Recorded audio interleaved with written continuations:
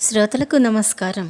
ఇప్పుడు నేను చందమామ నుంచి శ్రీ ఎస్ హరిప్రసాద్ గారి రచన అప్సరస సంతతి అనే ఒక చక్కని కథను చదివి వినిపించబోతున్నాను.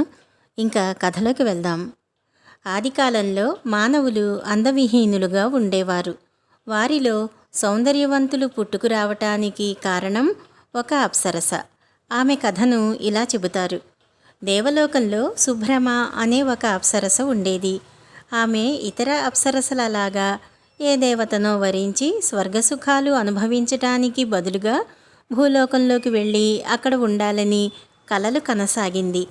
భూలోకంలో సుఖ సౌఖ్యాలుండవని, అక్కడి మానవులే స్వర్గ సుఖాల కోసం ఎన్నో రకాల వ్రతాలు, దానాలు, యజ్ఞాలు, తపస్సులు చేస్తారని తోటి అప్సరసలు శుభ్రమకు చెప్పారు. కానీ శుభ్రమకు భూలోకంలో ఉండాలన్న మోజు తగ్గటానికి బదులు హెచ్చిపోయింది. చివరికి సమాచారం ఇంద్రుడి దాకా వెళ్ళింది. ఇంద్రుడు శుభ్రమను పిలిచి, నీవు భూలోకవాసం కోసం తపించిపోతున్నావట. స్వర్గలోకవాసులు ఇతర లోకాలకు పోవటంలో తప్పేమీ లేదు.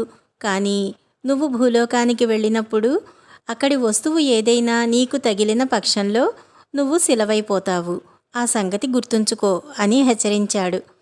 ఇంద్రుడి మాట అనటంతో శుభ్రమకు ఇంద్రుడి అనుమతి లభించినట్టే అయ్యింది.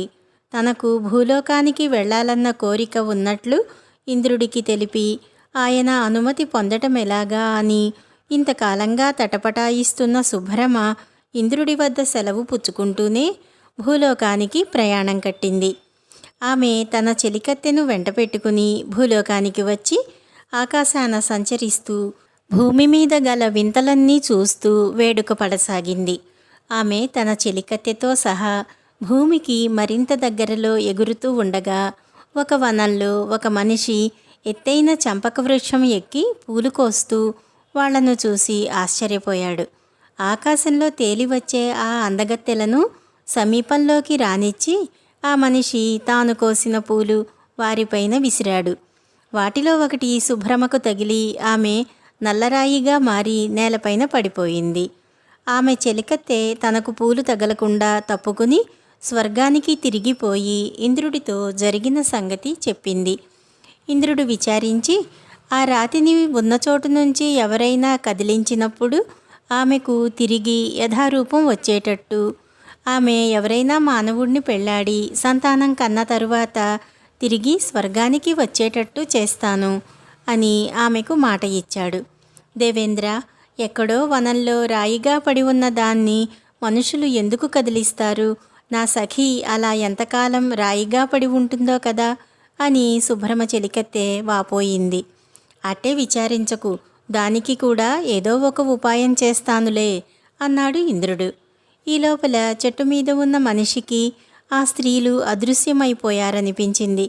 అతను వాళ్ల కోసం ఆకాశమంతా చాలాసేపు చూసి చివరకు తన పని ముగించుకుని చెట్టు దిగి వస్తూ కొద్ది దూరంలో పడి ఉన్న నల్లరాతిని చూశాడు. ఇంతకు మునుపు నేను ఇటుగా వచ్చినప్పుడు ఈ రాయి లేదే, ఇంతలో ఎలా వచ్చి ఉంటుంది అనుకుంటూ అతను ఆ రాయిని కాలితో తన్నాడు. వెంటనే ఆ రాతి నుంచి 4 ముత్యాలు రాలాయి.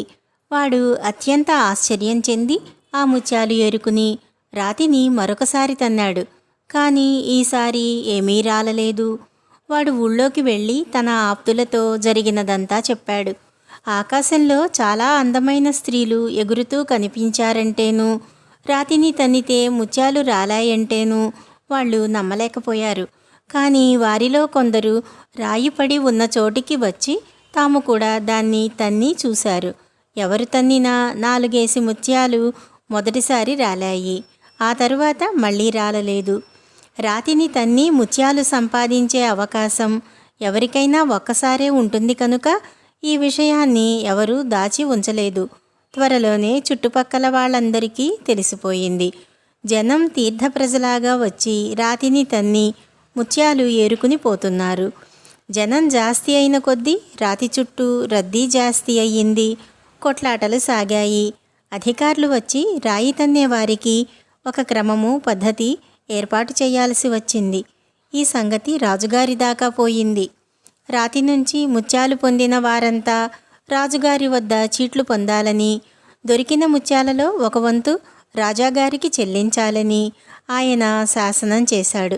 దూర ప్రాంతాల నుంచి కూడా జనం రావటానికి రహదారులు, మజిలీలు, సత్రాలు ఏర్పాటు చేశాడు. త్వరలోనే ఈ రాయి గురించి పొరుగు రాజ్యాలకు తెలిసింది. ఇతర రాజులకు ఆ రాయి కల్పవృక్షంలాగా కనపడింది. ఎందుకంటే రోజు కొత్త వాళ్ళు పుడుతూనే ఉంటారు. పుట్టిన ప్రతి బిడ్డ 4 ముత్యాలు సంపాదించుకుంటుంది. అందులో కొంత రాజుగారి బొక్కసానికి చేరుతూనే ఉంటుంది. అందుచేత చుట్టుపక్కల ఉండే రాజులందరూ రాయిగల రాజుపైన యుద్ధానికి సిద్ధపడసాగారు. ఈ సంగతి తెలిసి రాజుగారు భయపడి ఆ రాతిని అక్కడి నుంచి తీయించి తన కోటలోపలికి భద్రంగా చేర్చమని తన భటులకు ఉత్తర్వు ఇచ్చాడు. రాజభటులు వచ్చి అతి కష్టం మీద రాయిని అటూ ఇటూ కుదిపి ఒక పక్కకు పొర్లించారు. వెంటనే రాయి మాయమై ఒక అపురూప సుందరి వారి ఎదుట నిలబడింది. వారిలో కొందరు ఆమెను చూసి భయపడ్డారు. అందరూ ఆశ్చర్యపడ్డారు. నువ్వెవరు? ఇలా రాయిగా ఎందుకున్నావు? నీది ఏ దేశం? నీ భర్త ఎవరు? అని వాళ్ళు ఆమెను అడిగారు. నాకు ఒక దేశం లేదు, భర్త లేడు. చేతులారా చేసుకున్న అపరాధానికి నేనిలా రాయి అయిపోయి మీ దయ వల్ల తిరిగి యథారూపం పొందాను.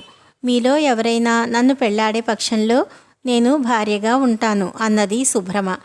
ఆ భటులు ఆమెను భార్యగా చేసుకోవటానికి భయపడ్డారు. కానీ వారిలో ఒకడు సాహసించి నాకింకా పెళ్లి కాలేదు, నన్ను పెళ్ళాడు అన్నాడు. శుభ్రమ అందుకు సమ్మతించింది. వారిద్దరూ వివాహం చేసుకున్నారు. కొంతకాలానికి శుభ్రమ ఒకేసారిగా ఒక మగపిల్లవాడిని, ఆడపిల్లను కని స్వర్గానికి వెళ్ళిపోయింది. అప్పటి వరకు మానవులు వికారమైన ఆకారాలతో ఉండేవారు. కానీ శుభ్రమ కన్న బిడ్డలిద్దరూ దేవతలంత గొప్ప అందమైన వాళ్ళు. ఈనాడు లోకంలో మనం చూసే అందమైన స్త్రీ పురుషులందరూ వారి సంతతి నుంచి పుట్టినవాళ్లే. ఈ కథ ఇంతటితో సమాప్తం. నమస్కారం.